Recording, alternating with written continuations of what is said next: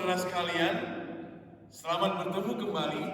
Hari ini Anda beribadah bersama dengan Gereja Koresponden Baptis Injili Indonesia di San Francisco.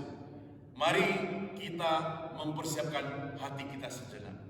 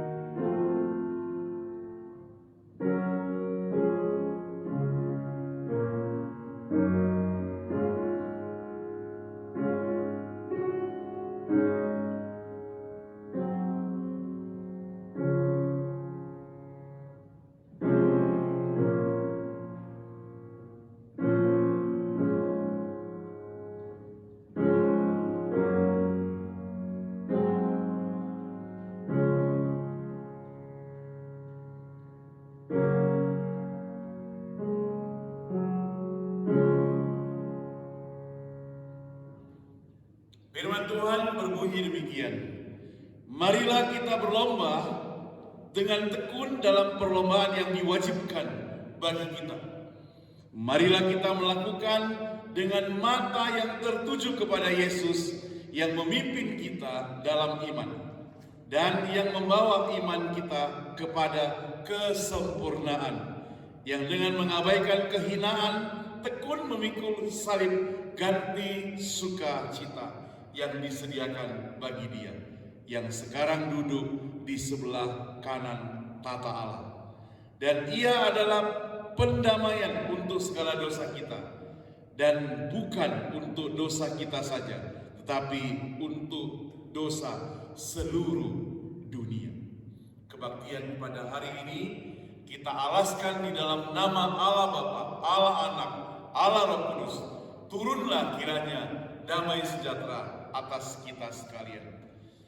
Mari kita sama-sama bangkit berdiri. Kita akan memuliakan Allah, memuliakan Dia dengan puji-pujian nomor 5, kemuliaan hormat.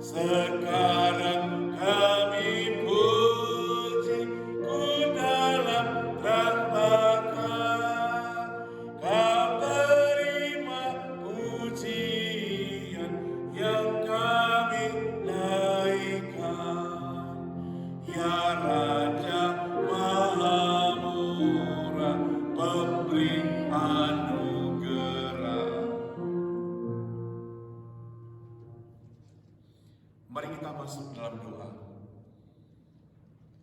Kemuliaan dan hormat hanya bagi-Mu, Allah Bapa kami yang di surga. Kami bersyukur karena pemeliharaan-Mu, karena kami bersyukur karena Engkau tidak pernah meninggalkan setiap kami. Kami bersyukur untuk segala kebutuhan kami yang Engkau senantiasa cukupkan. Kami bersyukur untuk pekerjaan, untuk kesehatan, dan untuk kesempatan kami beribadah pada hari ini. Ya Bapa kami yang di surga, kami mau serahkan seluruh rangkaian kebaktian hari ini ke dalam tangan Tuhan. Biarlah Engkau yang memimpin dari awal pertengahan sampai akhirnya. Kami bersyukur untuk hamba Tuhan yang Tuhan sediakan untuk kami boleh bersama-sama beribadah hari ini. Kami boleh memuji Engkau, kami boleh mendengarkan firman Tuhan. Dengar doa kami Tuhan. Hanya dalam nama Tuhan Yesus, Juru Selamat kami yang hidup, kami semua berdoa. Amin.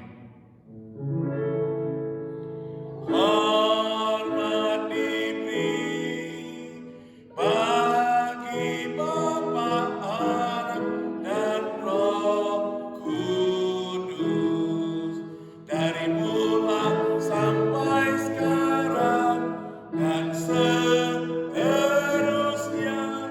termulia.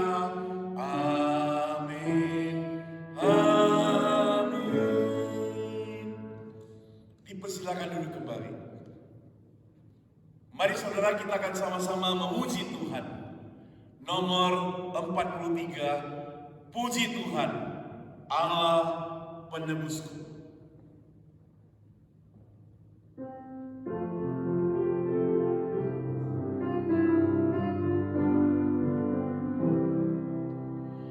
Ku puji Tuhan, oh Allah penebusku, puji dan syukur ku bawa padamu.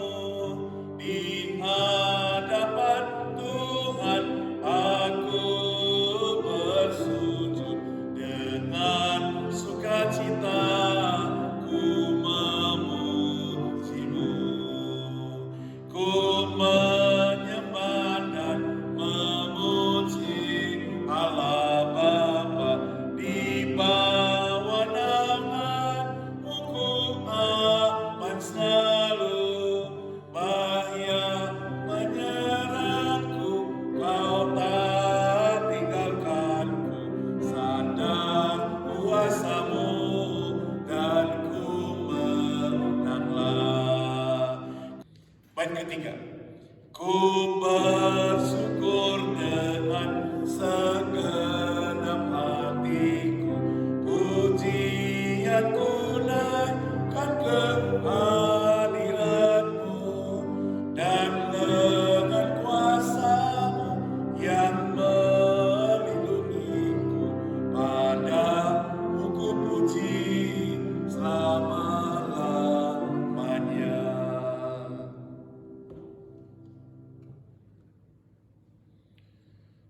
Saudara, bersama dengan gereja segala abad dan tempat, mari kita sama-sama bangkit berdiri mengikrarkan pengakuan iman rasuli. Pengakuan iman rasuli.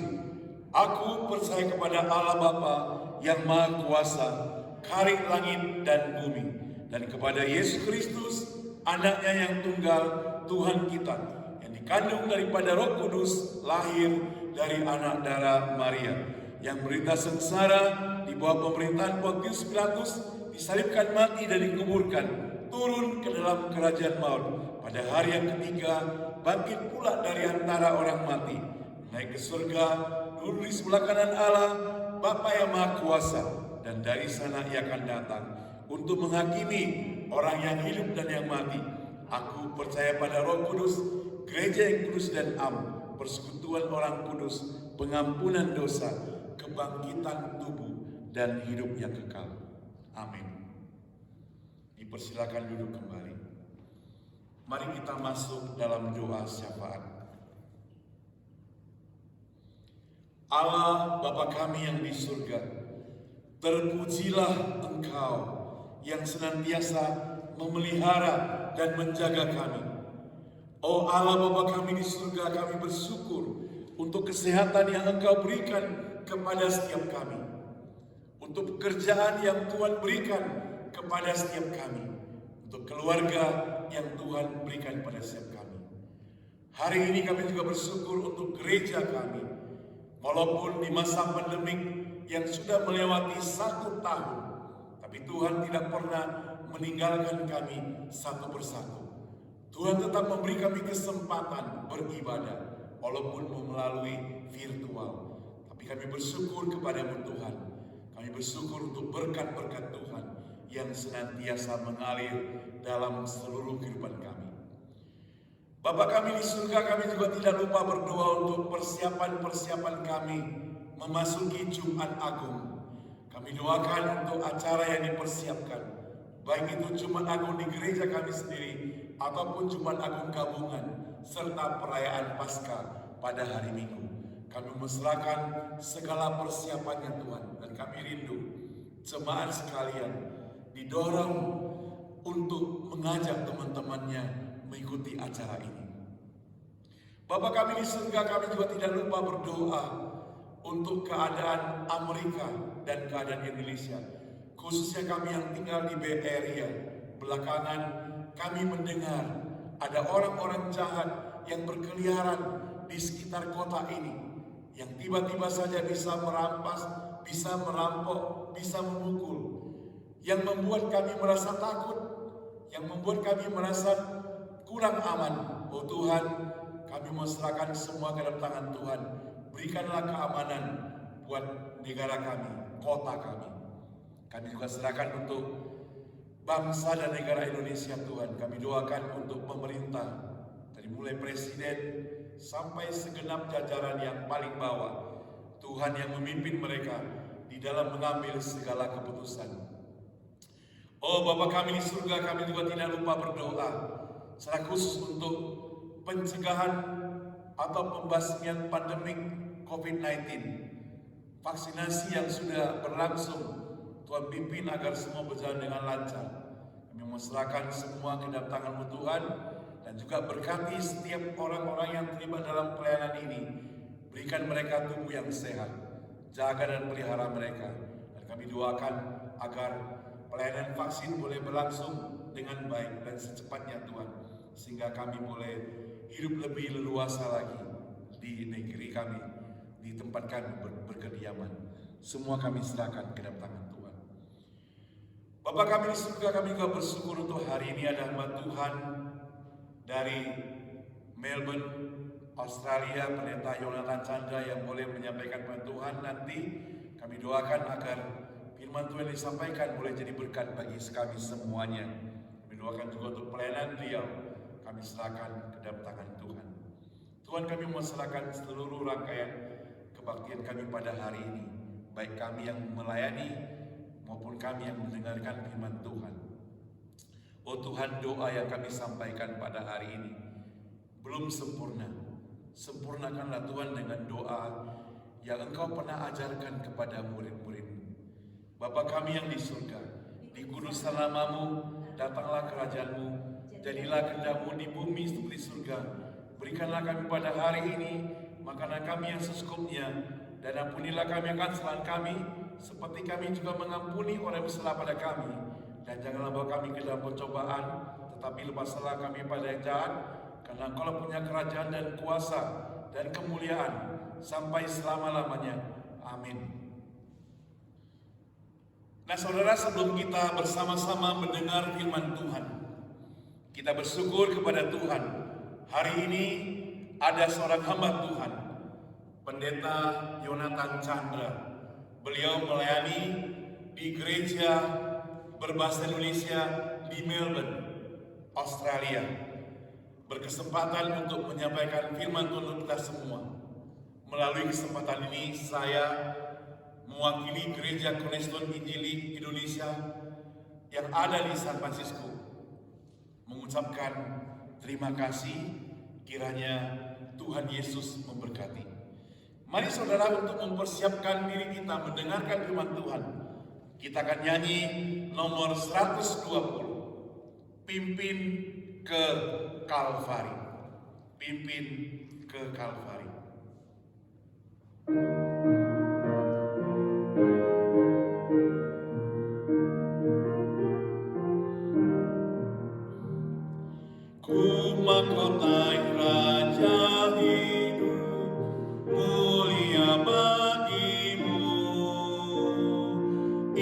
Ingatlah mahkota durimu, pimpin ke Kalvari.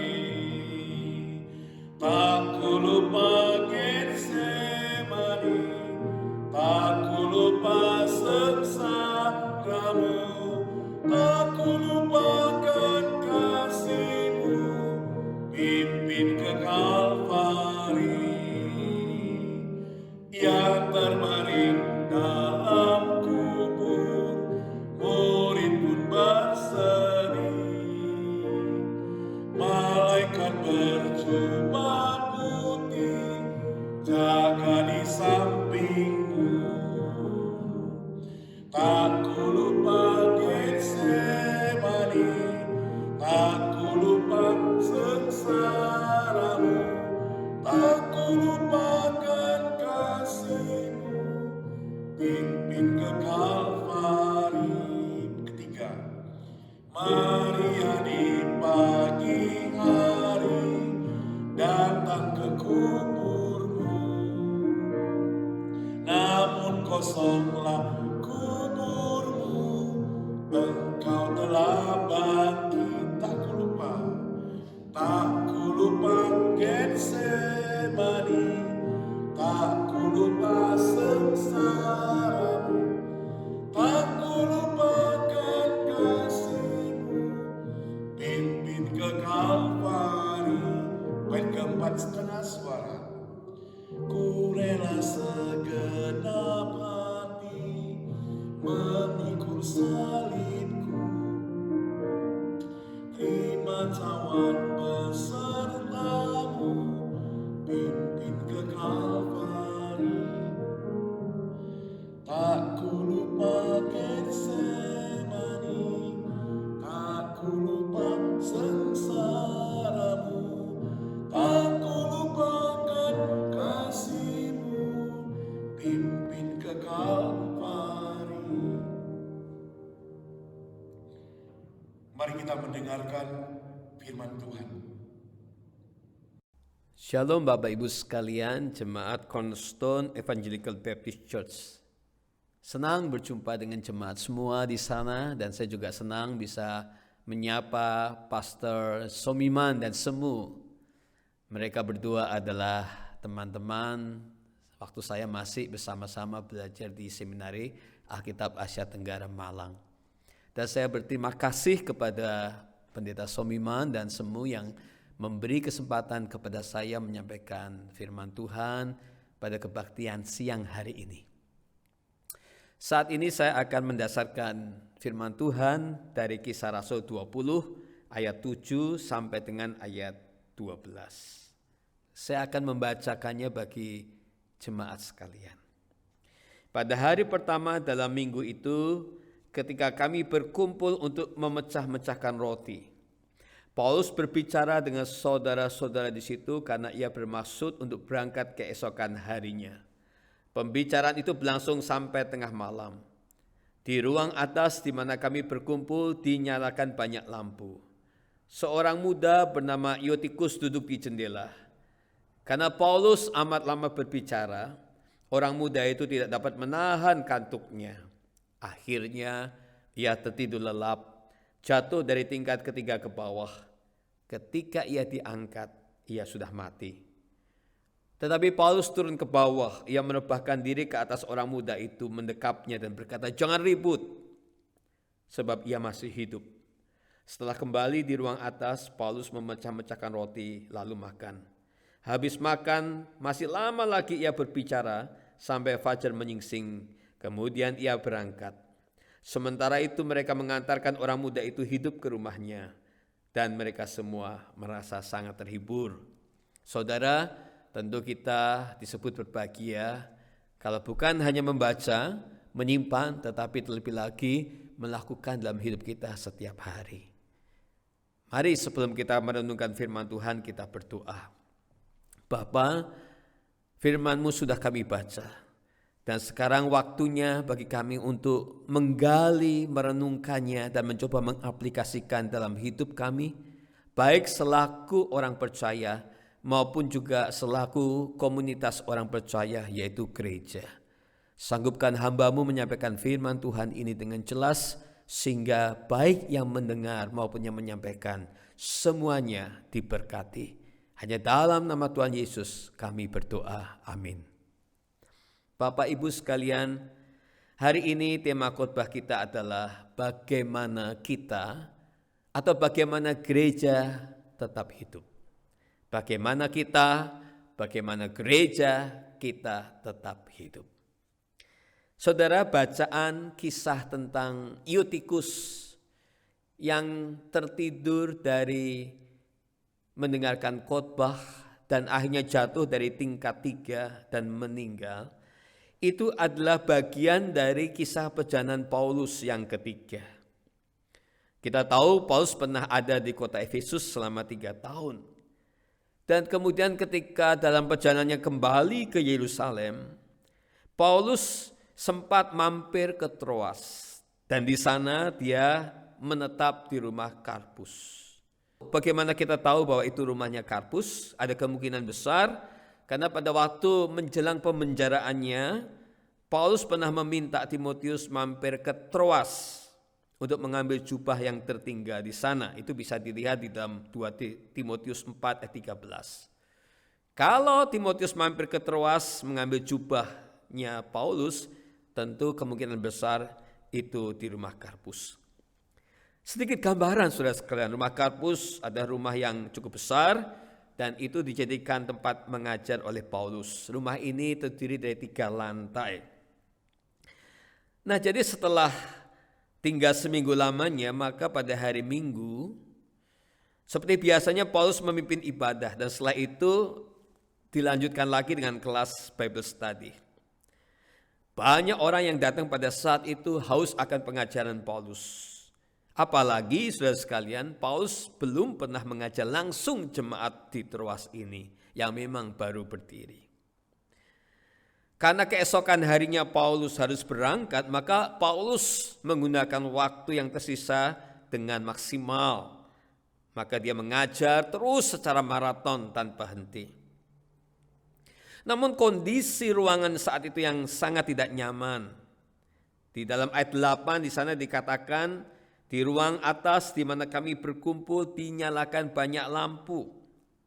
Tentu yang dimaksudkan lampu di sini bukan lampu neon atau lampu yang lain, tapi pasti yang dimaksudkan di sini adalah lampu obor.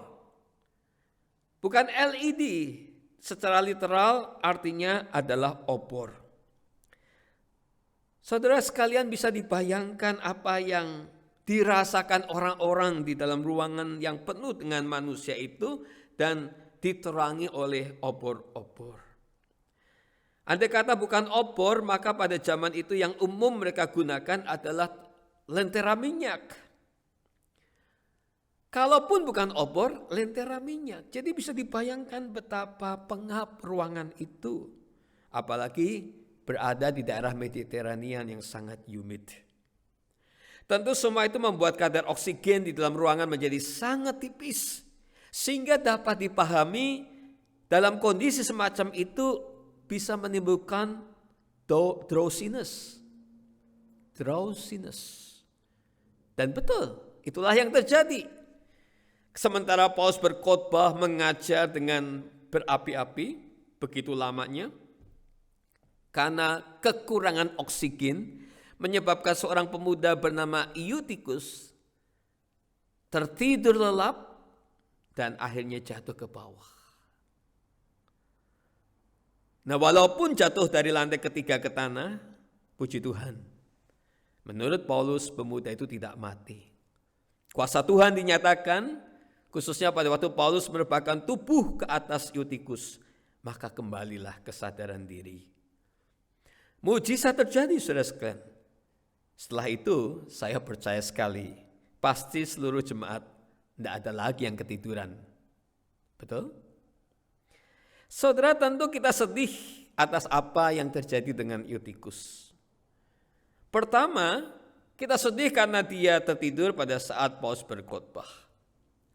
Kedua, kita sedih karena dia terjatuh pada saat dia tertidur. Dan yang ketiga, kita sedih karena kisah ini dicatat di dalam Alkitab. Inilah satu-satunya kisah orang tertidur jatuh mati di dalam Alkitab. Saudara, pada waktu kita membaca kisah ini, di tengah-tengah kisah perjalanan P.I. Paulus yang ketiga, tentu kita harus bertanya, apa tujuan Lukas penulis kisah Rasul ini mencantumkan kisah Eutikus yang jatuh ketika mendengarkan Paulus berkhotbah? Tentu kita bertanya-tanya, untuk tujuan apakah Lukas mencatatkan kisah ini? Saudara sekalian, saya percaya Lukas pasti punya tujuan yang luar biasa. Lukas mencatat dengan tujuan demikian, betapa bahayanya pekerjaan iblis di dalam gereja. Betapa bahayanya pekerjaan iblis di dalam kehidupan orang-orang percaya. Kita ini adalah gereja. Saudara sekalian, jikalau kita tidak berhati-hati, maka iblis bisa membuat gereja tertidur, iblis bisa membuat orang Kristen tertidur, iblis bisa membuat gereja mati, dan iblis bisa membuat orang Kristen kehilangan kesempatan mencicipi anugerah keselamatan. Saudara, karena itu kisah ini menjadi sangat menarik. Saudara, dengan memikirkan tujuan iblis yang ingin menghancurkan gereja, membuat kita akhirnya juga terlelap jatuh. Mari kita bertanya-tanya, bagaimana sih cara iblis menjatuhkan kita? Bagaimana cara iblis membuat kita tertidur? Bagaimana cara iblis membuat gereja tertidur? Bagaimana iblis membuat gereja terjatuh dan mati? Yang pertama, dia menjebak kita menganggap remeh kehidupan kekristenan. Iblis menjebak saudara dan saya untuk menganggap remeh kehidupan kekristenan. Saudara, kalaupun hari ini saya menyampaikan khotbah dari Kisah 20, bukan karena ingin mengatakan maaf bahwa banyak jemaat Cornerstone yang tertidur waktu mendengar khotbah, bukan saudara sekalian. Walaupun mungkin saya sering juga menemukan orang yang tertidur ketika mendengarkan khotbah, tapi itu di gereja lain, bukan di gereja saudara. Sering saya perhatikan beberapa jemaat, begitu pendeta membaca Alkitab, begitu saya membaca Alkitab, ada beberapa jemaat yang langsung menundukkan kepala.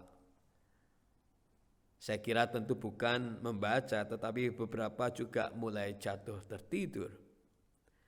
Saya juga harus menghargai beberapa orang yang karena jadwal pekerjaannya yang ketat membuat dia berjuang memperhatikan khotbah walaupun mata terasa berat.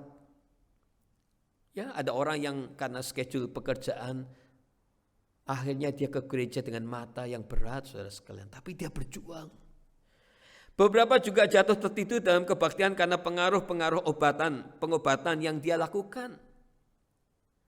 Tetapi juga jangan salah mengerti, ada juga orang-orang percaya yang begitu berantusias mengikuti segala kegiatan gereja, mengikuti kelas-kelas pembinaan, sehingga akhirnya kelelahan, jatuh tertidur. Ada juga orang-orang Kristen seperti itu.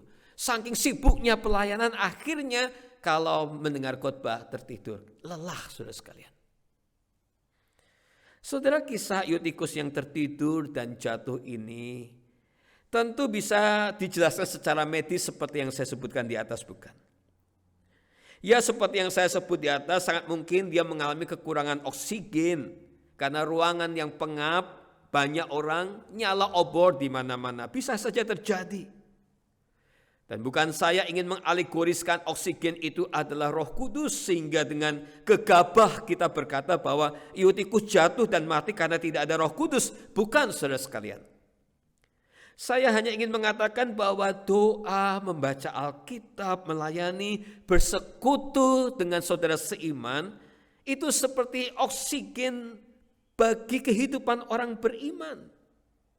Membaca Alkitab, berdoa, melayani, bersekutu itu seperti oksigen bagi saudara dan saya, orang-orang percaya. Apalagi ada pepatah Kristen yang mengatakan doa adalah nafas kehidupan orang percaya. Jadi tanpa semua itu saudara sekalian kita pasti pingsan. Walaupun mungkin kita tetap hidup. Itulah sebabnya ketika Allah menegur jemaat Efesus melalui Rasul Yohanes, maka Allah mengingatkan keadaan mereka yang sebenarnya. Dalam Wahyu 3 ayat 1b dikatakan, aku tahu segala pekerjaanmu. Engkau dikatakan hidup padahal engkau mati.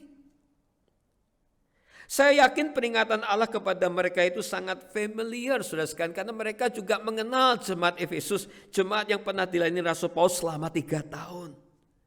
Mereka kelihatannya tuh hebat, kelihatannya mereka masih ada jemaat berdiri, tetapi Rasul Yohanes mengingatkan bahwa keadaan mereka sebenarnya sudah mati. Jadi apa yang terjadi, saudara sekalian, dengan Eutikus mengingatkan mereka akan pesan Rasul Yohanes kepada mereka kemudian hari. Saudara, sebagai hamba Tuhan harusnya saya tidak terlalu sibuk memikirkan jemaat yang tertidur di tengah-tengah khotbah ini disampaikan. Karena sebabnya bisa beraneka ragam. Justru yang menjadi beban kita adalah mereka-mereka yang secara tubuhnya berada di gereja tetapi rohnya tertidur. Dia hadir berbakti baik secara in person maupun secara live stream online, saudara sekalian, tetapi sebenarnya rohnya tidak ada di dalam ibadah. Rohnya tertidur. Tidak terhitung begitu banyak orang-orang yang nampaknya rohani orang Kristen, tetapi rohanya tertidur. Karena saudara sekalian, mengapa ini terjadi? Karena tidak ada oksigen. Seperti Eutikus. Mengapa banyak orang-orang Kristen yang akhirnya tertidur bahkan kemudian mati? Karena tidak ada lagi makanan rohani di dalam dirinya. Tidak ada lagi oksigen. Tidak lagi ada udara bagi kehidupan rohaninya. Apa itu sekali lagi udara bagi orang Kristen? Yaitulah Bible study, bersekutu, melayani, bersaksi, dan lain-lainnya. Jangan anggap remeh hal-hal praktika kehidupan rohani, saudara, karena itulah yang membuat kita hidup sebagai orang beriman. Itulah tanda petik oksigen kehidupan bagi kerohanian saudara dan saya. Saudara sekalian, ada satu kali seorang pengunjung gereja menulis surat kepada salah satu editor majalah atau koran. Dia komplain, saudara sekalian, karena dia bilang begini, enggak masuk akal. Setiap minggu ke gereja, setiap hari minggu pergi ke gereja. Di dalam suratnya dia menulis begini, I've gone to church for 30 years now. In that time I have heard something like 3,000 sermons. But for the life of me, I cannot remember even single one of them. So I think I'm wasting my time. And the pastor are wasting their time. Saudara, ketika editor koran itu menerima surat dari salah satu pengunjung gereja itu, yang berbunyi seperti itu tadi, lalu kemudian editor itu menjawabnya begini, I've been married for 30 years now. In that time, my wife has cooked some 32,000 meals. But for the life of me, I cannot recall the entire menu for a single one of those meals.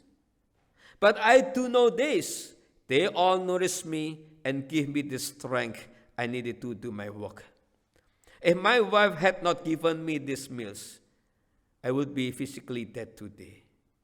Likewise, if I had not gone to the church for nourishment, I would be spiritually dead today. Saudara, si pengunjung gereja berkata, aku sudah ke gereja tiap minggu dan aku merasa tidak ada gunanya. Aku sudah mendengar 3.000-an khotbah sepanjang waktu-waktu aku pergi ke gereja. Sepertinya aku membuang-buang waktu dan pendeta itu juga membuang-buang waktu melayani aku. Editor itu menjawab, aku ini sudah menikah dengan istriku 30 tahun. Dia sudah masak bagiku 32.000 makanan dan sepanjang umur hidupku aku juga tidak bisa menyebutkan makanan yang pernah dimasak oleh istriku. Tetapi satu hal yang aku tahu, semua makanan yang aku makan itu memberi kesehatan bagi tubuhku, memberi kekuatan bagiku untuk melakukan pekerjaanku. Kalau istriku tidak memasakkan makanan itu bagiku, mungkin secara tubuh aku sekarang sudah mati. Saudara, kadang kita anggap remeh yang namanya Bible study. Kita anggap remeh yang namanya doa. Kita anggap remeh yang namanya pelayanan. Kita anggap remeh yang namanya bersekutu. Saudara sekalian, sebenarnya semua itu adalah oksigen bagi kehidupan rohani saudara dan saya. Kalau kita sebagai manusia tidak ada oksigen, maka kita seperti Eutikus. Tidak ada asupan oksigen ke dalam otak, akhirnya jatuh pingsan. Syukur-syukur tidak mati. Saudara, kegiatan-kegiatan rohani jangan dianggap remeh. Karena itulah yang memberi kekuatan bagi kehidupan rohani, sehingga itulah sebabnya sampai hari ini kita masih bisa percaya kepada Tuhan. Saya percaya kalau saya tidak melakukan semuanya itu, saya tidak ada seperti hari ini. Itu yang pertama, saudara sekalian. Iblis menjebak kita dengan cara membuat kita meremeh-remehkan kegiatan-kegiatan kerohanian kita. Itu cara kerja iblis.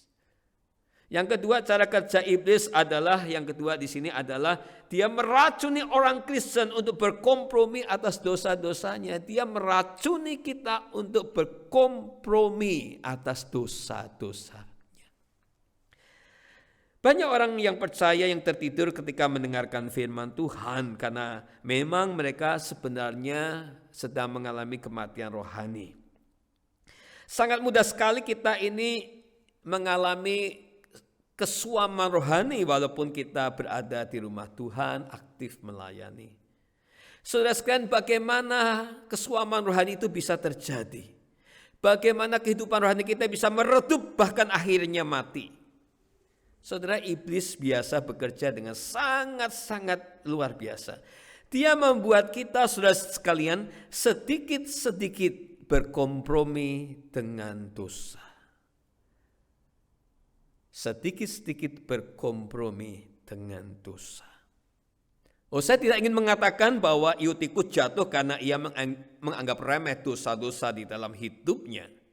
Tetapi kejatuhan orang percaya dalam tidur rohani yang panjang, bahkan kematian kerohanian kita, biasanya dimulai dari meremehkan dosa-dosa di dalam dirinya. Saudara sekalian, persis itulah yang terjadi. Saudara sekalian, kita ingat sekali bagaimana ketika Kain dan Habel, saudara sekalian, Kain membunuh Habel. Pada saat Kain membunuh Habel, saudara sekalian, lalu kemudian sebelum itu Allah menegur Kain dan Allah berkata kepada Kain begini, "Mengapa hatimu panas dan mukamu muram? Apakah mukamu tidak akan berseri jika engkau berbuat baik? Tetapi jika engkau tidak berbuat baik, dosa sudah mengintip di depan pintu. Ia sangat menggoda engkau, tetapi engkau harus berkuasa atasnya." Kejadian pasal 4 ayat 6 sampai dengan 7. Saudara sekalian, hati-hati. Iblis menipu kita.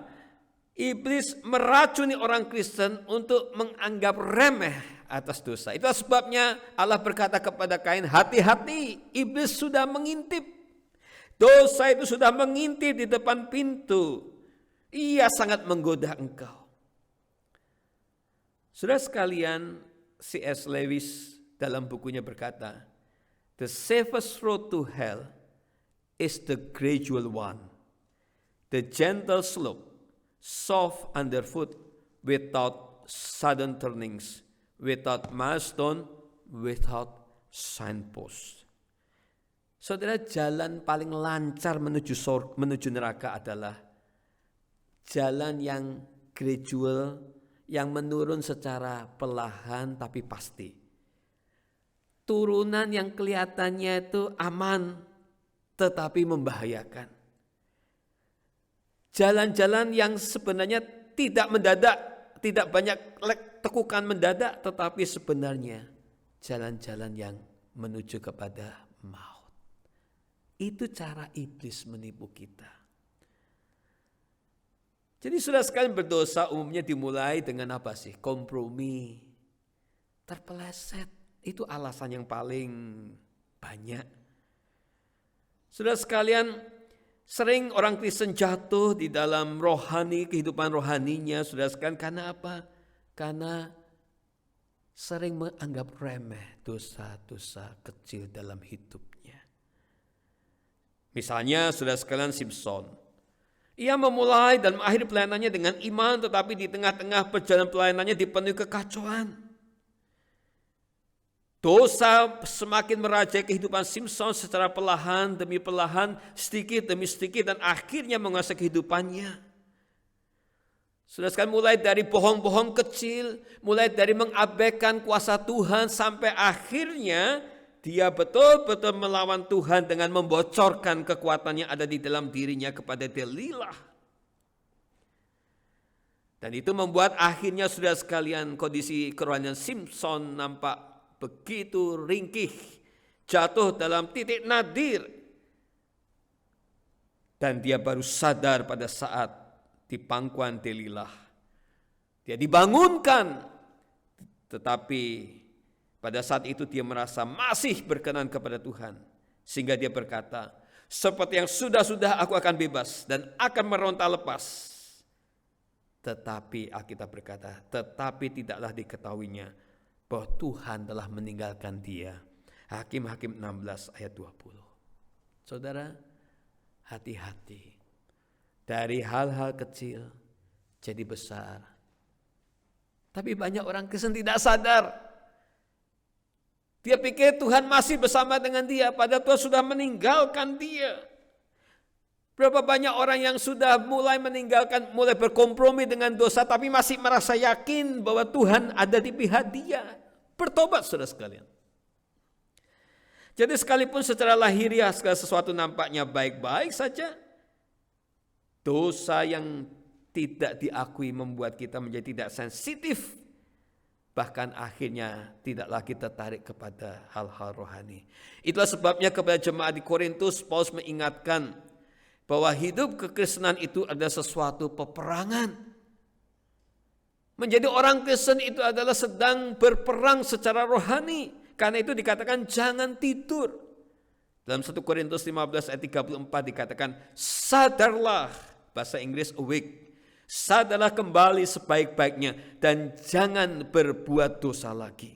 Ada di antara kamu yang tidak mengenal Allah. Hal itu kukatakan supaya kamu merasa malu. Sadarlah, bangunlah, kembalilah. Saudara, itulah cara iblis membuat kita jatuh dan tertidur. Meracuni orang Kristen untuk berkompromi atas dosa-dosanya. Saudara sekalian, saya ingat kisah tentang Nasruddin. Satu kali Nasruddin sedang pergi berjalan mengunjungi satu tempat, mengunjungi saudaranya. Dia menaiki seekor unta. Siang berubah menjadi malam dan sebelum malam menjadi gelap, dia mendirikan sebuah tenda untuk berteduh. Tapi malang bagi si unta, ia tidak diizinkan majikannya tidur dalam tenda karena tendanya kecil. Saudara, malam itu Nasruddin tidur dengan begitu nyenyak di dalam tenda, sementara unta tidak bisa tidur lantaran hawa yang begitu dingin di padang gurun. Saudara, konon si unta itu mulai berpikir kalau terus begini pasti besok dia akan sakit dan tidak bisa melanjutkan perjalanan. Tengah malam, konon si unta membangunkan majikannya Nasruddin dan berkata, Tuan, saya kedinginan, izinkan saya menitipkan ujung kaki saya masuk ke dalam tenda. Nasruddin pun merasa tidak berkeberatan, karena ujung kaki pasti tidak akan mengganggu tidurnya. Setelah 1 jam, konon si unta berkata lagi, Tuan, saya kedinginan, izinkan saya memasukkan kaki depan saya ke dalam tenda agar besok saya kuat berjalan membawa Tuan di atas punggung saya. Nasruddin berpikir benar juga kalau besok dia sakit bagaimana ini. Akhirnya si unta pun diizinkan memasukkan kaki depannya ke dalam tenda. 1 jam lagi si unta kemudian konon berkata lagi, Tuan, hidung saya mulai berair, besok saya akan sakit dan tidak bisa membawa Tuan di atas punggung saya. Izinkan kepala saya berada di dalam tenda. Demikianlah saudara sekalian, jam demi jam berlalu, akhirnya Nasruddin tidak menyadari jikalau sekarang ia tertidur di luar tenda. Ia pun merasa menggigil kedinginan. Sampai paginya ia baru menyadari jika dirinya tidur di luar tenda. Melihat untanya masih nyenyak di dalam tenda, si Nasruddin pun membangunkan dan tanya kepada si unta. Unta pun bangun, ya, konon sambil menggosok-gosok mata. Si unta berkata, "Saya kan tidak mengusir Tuan. Saya sudah minta izin kepada Tuan terlebih dahulu. Tuan juga memperbolehkan anggota tubuh saya, ujung kaki saya, kaki depan saya, kepala saya untuk masuk ke dalam tenda." Sambil bersin-bersin, saudara sekalian, Nasruddin berkata, "Kamu memang unta cerdik." Jadi saudara sekalian, ini hanya sebuah cerita dongeng, tapi message dari cerita ini adalah kalau kita membiarkan sedikit demi sedikit dosa masuk di dalam hidup saudara dan saya, pada akhirnya saudara tidak tahu lagi dan dosa itu sudah menjadi tuan dalam hidup saudara. Kita mati. Ini cara iblis, saudara sekalian, meracuni orang Kristen untuk berkompromi atas dosa-dosa. Dan yang ketiga, saudara sekalian, bagaimana cara iblis membuat kita mati, adalah membuat kita kehilangan kasih Kalvari, kehilangan kasih mula-mula. Kalau kita bicara kasih Kalvari, kita bicara kasih mula-mula kita. C.S. Lewis juga menyebutkan bahwa salah satu sebab seseorang tertidur secara rohani dalam gereja adalah karena dia terjebak di dalam rutinitas dan kehidupan rohani yang berulang-ulang, pelayanan terus-menerus. Jadi semuanya itu menjadi seperti sebuah mekanisme hidup yang tidak ada lagi nilai dalam hidupnya. Hal-hal rohani yang sebenarnya kudus, tapi karena terjadi berulang-ulang menjadi sekedar suatu kebiasaan dan akhirnya malah membuat kita tumpul dan menjadi bosan. Saudara, beberapa dari kita bahkan telah mengenal hal-hal yang namanya kebaktian, kegiatan gerejawi itu bahkan sejak kecil, seperti saya. Bahkan mungkin sejak dalam kandungan ibu kita. Sehingga segala hal yang sudah biasa kita lakukan akhirnya menjadi sesuatu yang take it for granted.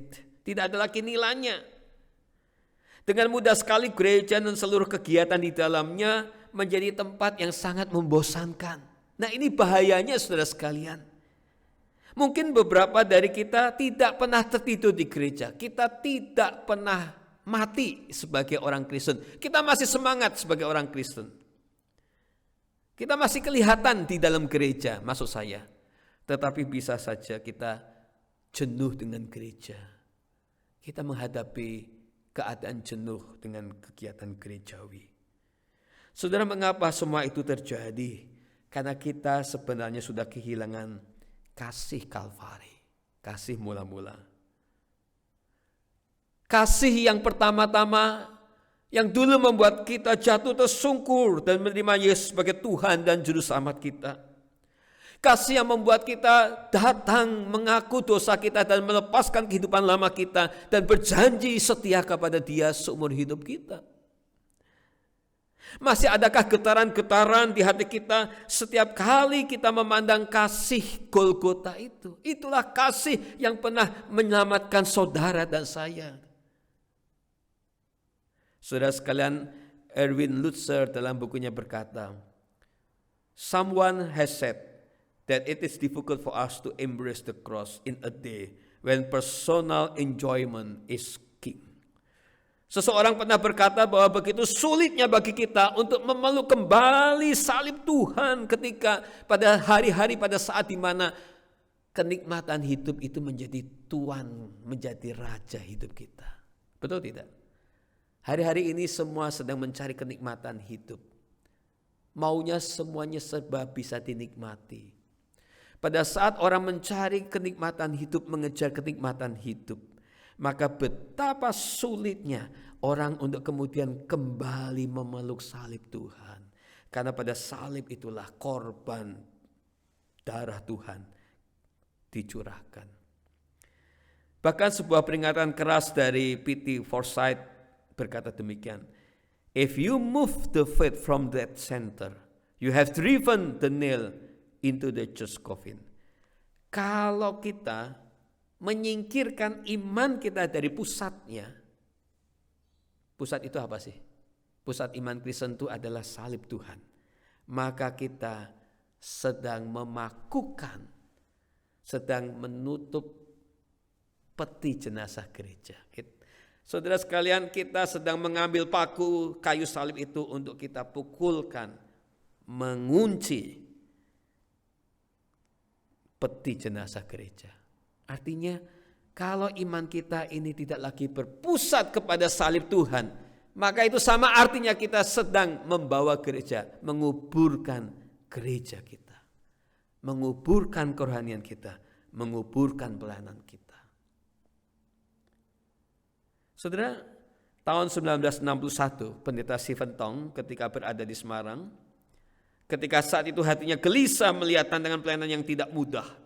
Ketika waktu itu dia masih muda sekali. Maka kemudian Tuhan menggerakkan hatinya untuk mengubah sebuah lagu. Lagunya berbunyi begini. Bila kau pernah cinta Yesus, mengapa tak cinta Dia sekarang? Saudara sekalian, lagu itu berkata, kalau pernah cinta Tuhan, mengapa tidak cinta Tuhan sekarang? Tidak cinta Dia lagi. Saya percaya saudara pernah cinta Tuhan. Pertanyaannya adalah, masih adakah cinta itu dalam hati saudara? Saudara, tanpa kasih mula-mula, kerohanian kita akan mati. Pelayanan hanya sekedar menjadi rutinitas. Kegiatan gereja hanya sekedar menjadi kegiatan sosial. Kita akan kehilangan roh pelayanan. Kita akan kehilangan oksigen pelayanan. Dan akhirnya kita bosan. Dan akhirnya kita mati secara rohani. Sekali lagi saudara sekalian, jika kita pernah cinta Tuhan, mengapa tak cinta Dia sekarang lagi? Nyatakan cinta mula-mula saudara ketika pada awal itu, ketika saudara pertama kali mengenal Tuhan, cinta saudara begitu menggebu-gebu. Saudara melayani dengan tanpa reserve, saudara memberi tanpa reserve, saudara bersaksi kepada siapapun juga, kemana-mana saudara cerita tentang Tuhan, ada sukacita menjadi orang Kristen. Saudara, kalau masih ada kasih Kalvari, semuanya itu akan kembali lagi saudara sekalian. Tidak lama lagi kita akan merayakan Good Friday dan Paskah. Masih adakah kasih Kalvari di hati Bapak Ibu semua? Jadi saudara-saudara jemaat Gereja Cornerstone Evangelical Baptist Church yang saya kasihi, mari kita selalu waspada dengan cara kerja iblis. Dia tidak datang ke gereja. Dia tidak datang dalam kehidupan saudara dengan wajah yang mengerikan, yang bisa membuat kita takut dan tidak berani lagi ke gereja, tidak lagi berani berdoa. Tapi saudara sekalian, iblis datang dalam hidup saudara, datang di dalam gereja, menjebak kita saudara sekalian, mengabaikan hal-hal rohani, mengabaikan, membiarkan dosa-dosa kecil masuk dalam hidup kita, tidak mau diakui, dan terutama menghasut kita untuk lupa akan kasih Kalvari. Itulah sebabnya Paulus berkata kepada jemaat di Efesus, bangunlah hai kamu yang tertidur, bangkitlah dari antara orang mati, dan Kristus bercahaya atas kamu. Saudara, saya kira COVID bisa membuat kita meremehkan kegiatan-kegiatan rohani. Dengan alasan COVID kita bisa mundur dari pelayanan, bisa membuat kita permisif terhadap dosa. Enggak apa-apa. Bisa saja karena COVID membuat kasih Kalvari kita luntur. Karena beban-beban kehidupan yang berat. Tetapi percayalah, itu semua adalah cara iblis untuk membuat saudara mati seperti Eutikus. Mari datang kepada Tuhan. Mari kita kembali menghidupkan kerohanian kita dengan segala kegiatan-kegiatan rohani yang saya percaya, walaupun kita tidak rasakan manfaat hari ini, tapi itulah yang menghidupkan saudara. Mari kita lebih berhati-hati lagi terhadap dosa, supaya jangan dosa-dosa itu kemudian akhirnya menjadi tuan dalam hidup kita. Dan mari kita sekali lagi kembali ingat akan kasih Kalvari. Tuhan memberkati saudara. Saya percaya dengan semuanya itu membuat kita tetap hidup. Membuat kita tetap menjadi orang Kristen yang dikasihi dan hidup bagi Tuhan. Tuhan memberkati semua. Amin. Saudara, sekali lagi kita berterima kasih kepada Pendeta Yonatan Chandra yang telah menyampaikan firman Tuhan buat kita sekalian. Kiranya Tuhan memberkati firman Tuhan yang disampaikan, memberkati pelayanan hamba Tuhan, dan memberkati kita sekalian. Nah saudara, Tuhan Yesus, Allah Bapa kita yang di surga, telah memberkati kita sekalian. Hari ini kita akan mengembalikan sebahagian berkat-berkat Tuhan untuk pekerjaan Tuhan. Mari saudara, kita mempersiapkan hati, memberikan yang terbaik kepada Tuhan.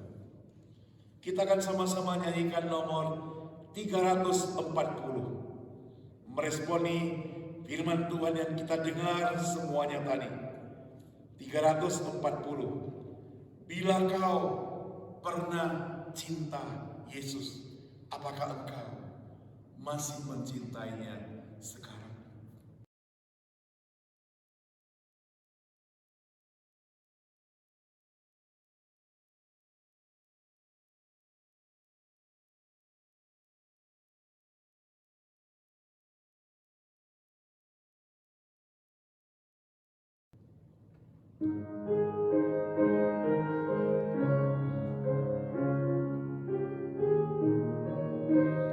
Sama-sama nyanyikan ya. Bila kau pernah cinta Yesus, kenapa tak cinta Dia sekarang? Meski kau telah menjauhkan Dia, kasih-Nya tak berubah. Oh dengarlah panggilannya, harap kau lekas pulang. Bila kau pernah cinta Yesus, haruslah lebih cinta. Sekali lagi.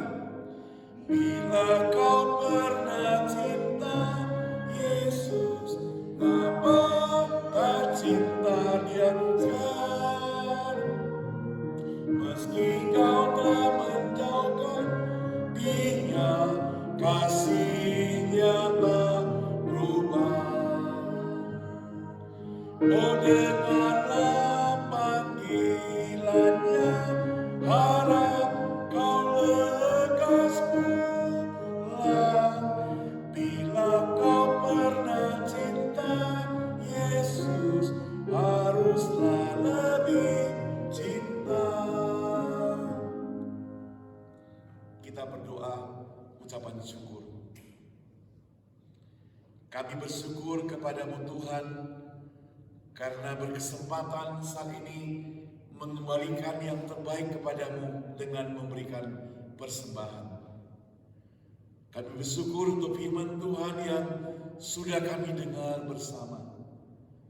Tuhan, kami yang pernah cinta Tuhan Yesus pada masa-masa lalu, kami tidak mau jauh daripada Tuhan Yesus. Kami mau tetap cinta kepada Tuhan Yesus, karena Tuhan Yesus tidak pernah tidak mencintai kami. Saat ini kalau berkat Tuhan yang kami miliki semuanya itu menunjukkan bahwa Tuhan Yesus begitu mencintai kami. Dan kalau kami diberi kesempatan mengembalikan sebagian untuk pekerjaan Tuhan, kami merasa sangat bersyukur kepada-Mu Tuhan. Terima kasih untuk persembahan yang diberikan untuk kami kesempatan menyampaikan kepada-Mu Tuhan. Kiranya Tuhan boleh pakai melalui tangan-tangan yang mengurus keuangan ini untuk pekerjaan Tuhan. Dengar doa kami Tuhan. Di dalam nama Tuhan Yesus, kami pertaruhkan persembahan kami. Amin. Dengan tetap berdiri saudara, kita akan nyanyikan doksologi, kemudian doa berkat, dan kita tutup dengan amin song.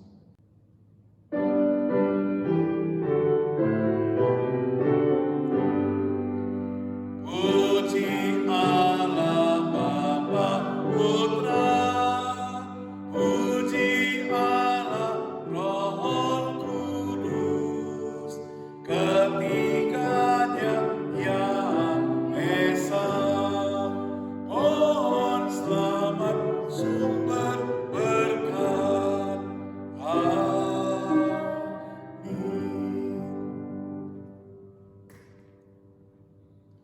Jemaat sekalian yang mengasihi dan dikasihi Tuhan, terimalah berkat Tuhan, kasih dari Allah Bapa, anugerah dan keselamatan dari Yesus Kristus, pertolongan dan penghiburan dari Roh Kudus, menyertai seluruh kehidupan kita sekalian hari ini, besok, dan sampai selama-lamanya.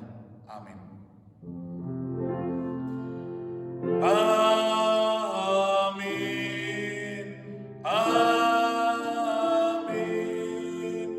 Amin.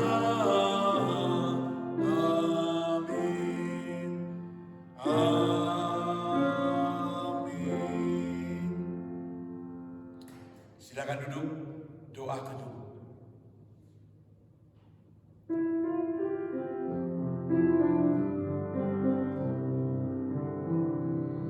Lingkupiku dengan sayapmu, naungiku dengan kuasamu. Di saat badai bergelora, ku akan terbang bersamamu.